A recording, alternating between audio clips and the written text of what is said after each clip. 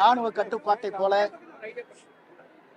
இன்று நடைபெறுகிற செயல் வீரர் கூட்டம் என்பது அன்பு சகோதரர் விஜய் பாலாஜியுடைய தலைமையிலே சீரோடும் சிறப்போடும் அனைத்து முன்னணி தலைவர்களோடும் நடைபெற்றுக் கொண்டிருக்கிறது. குறிப்பாக இன்றைய நிகழ்ச்சியை நான் காணுகிற போது, இந்த கூட்டத்தை காணுகிற போது ஒரு இராணுவ கட்டுப்பாட்டை போல அமர்ந்திருந்த காட்சியை என்னால் காண முடிந்தது. எட்டுவதற்கு இனி ஈரோடு மாவட்டத்தில் 8 சட்டமன்ற தொகுதியிலும் டிவிகேவுடைய வெற்றி தளபதி தான் தமிழ்நாட்டை ஆளப் போகிறார் என்ற வரலாறு படைக்கின்ற காலமாக அது அமையும்.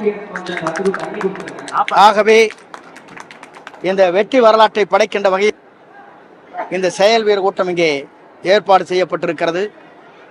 உண்மையிலேயே அன்பு சகோதரர் விஜய் பாலாஜி அவர்களுக்கும் அவருக்கு உறுதுணையாக இருந்த அனைவருக்கும் என் பாராட்டுதலையும் நன்றியும் நான் தெரிவித்துக் கொள்கிறேன்.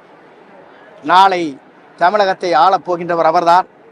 2026 தேசிய கொடி ஏற்றி வைப்பவர் அவர்தான் என்ற முறையில் வெற்றி தளபதி வீரநடை போட இருக்கிறார் என்பதை மகிழ்ச்சியோடு நான் தெரிவித்துக் கொள்கிறேன். நீங்க பேசும்போது அறிவிச்சீங்க பொள்ளாச்சியில ஒரு நிர்வாகி வரதா சொன்னீங்க. யாரு என்ன வர்றாங்க பேசும்போது சொல்லிருந்தீங்க. அவர் வந்து அமெரிக்காவில் இருக்காரு. அதுக்கு முன்னாடி யார் சொன்னாங்க? அது சொல்லக்கூடாது. அவர் பெரிய டாப் லெவல் இருக்கிறாரு. அவர் ரொம்ப சாதாரண ஆள் இல்லை, பெரிய லெவல் இருக்கிறவர். அண்ணா திமுக நட்பு இருக்கு, திமுக இருக்கு, எங்களோட இருக்கிறாரு. அவர் சொன்ன வார்த்தை அவர் பேர சொல்ல நல்லா இருக்காரு.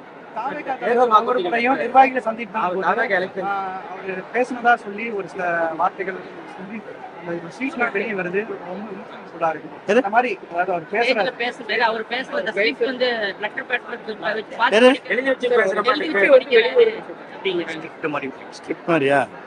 எந்த தலைவர் தான் அப்படி இல்ல சொல்லுங்க. இருங்க, திமுக தலைவராக வேறு கட்சி தலைவராது பிரைம் மினிஸ்டராவது அது மாதிரி எல்லாரும் படிச்சிருக்காங்க. சொல்லுங்க சொல்லுங்க, நீங்க சொல்லுங்க, அப்புறம் நான் சொல்ற பதில்